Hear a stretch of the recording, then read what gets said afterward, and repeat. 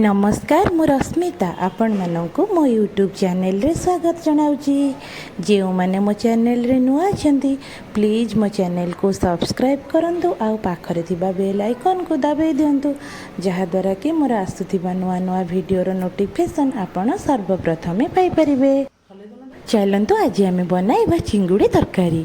एबे मु मार्केट रू पूरा फ्रेश फ्रेश चिंगुड़ी 500 ग्राम नहीं गली ताको फास्ट पूरा भल भाव बछा बछी कर धुआ धुई करदेली। तापर से लुण हल्दी दे गोलेकी रखीदेली किसी समय। तापर गोटे कड़ाई रे मु रिफाइन तेल पूरा गरम हवा पर्यंत रखीदेली। तेल आमर जमी गरम हो आसला से मु गोलेकी रखी चिंगुड़ी की पकईकी भल भाव एपट सेपट कर भाजीदेली। चिंगुड़ी पूरा लाल होगा पर्यंत ताकू आपण मैंने पूरा भाजी देबे।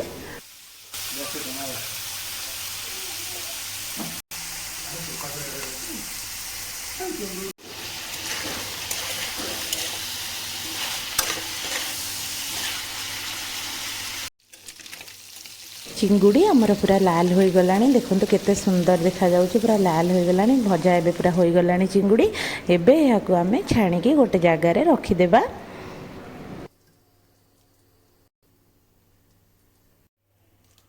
चिंगुड़ी भजा सरीगला। तरकारी बनवाई ये मुझे दुईटा बड़ साइज्र आलू काटी नहीं एमती लंबा लंबा साइज्रे आलू काटी नहीं आपण मानक जमती पसंद आपण मैंने सेमती आलू काटी नहीं जिबे।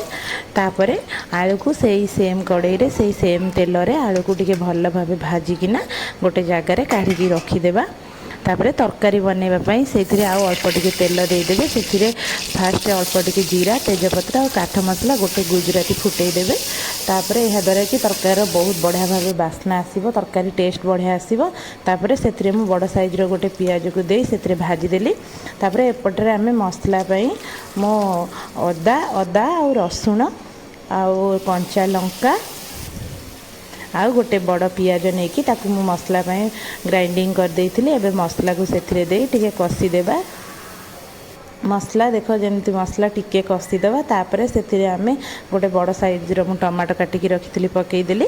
तापर एबे आम से किसी गुंड मसला पकईबा स्वाद अनुसार लुण हलदी आउ चिकेन मसला आउ अल्प टिके धनिया गुंड आउ अल्प जीरा गुंड आउ टिके गरम मसला रेड चिली पाउडर सब मसला को गुंड मसला को पकईदेवा। मसला को भल भाव कषा से गोटे कंचा लंका पकईदेवा। तापर मसला को पूरा भल भाव कषा जमी तेल छाड़ी आसो। देख तेल केमती ऊपर को आसीगला पूरा सीम रे यहाँ कषिदेवा। मसला पूरा भल भाव जमी हो। तापर आपण कौन करेंगे ना से जो भाजिकिना रखिथे चिंगुड़ी आलू को तापर देकी चिंगुड़ी आलू को भल भाव कषिबे। चिंगुड़ी आलू को देकिना भल भाव कषिदेवे।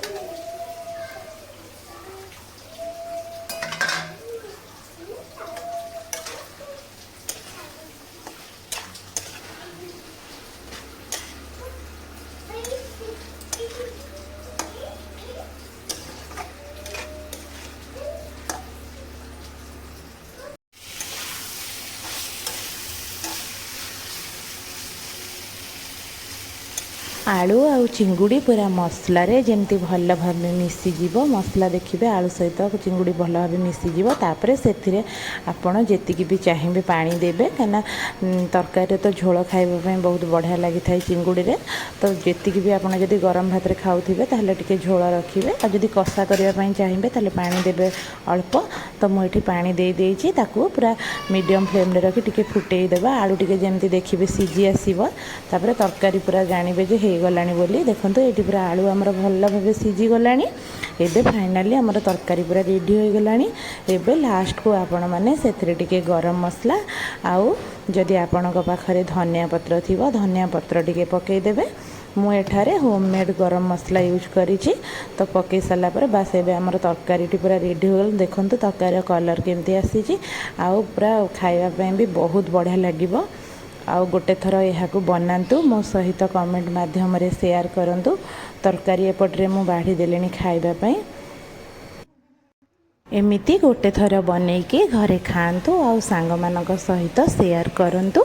जदि आजिर मोर एही रेसिपीटी आपण मानक भल लगी ताहले प्लीज गोटे लाइक आउ गोटे कमेंट आउ शेयर आउ चैनल को सब्सक्राइब करंतु।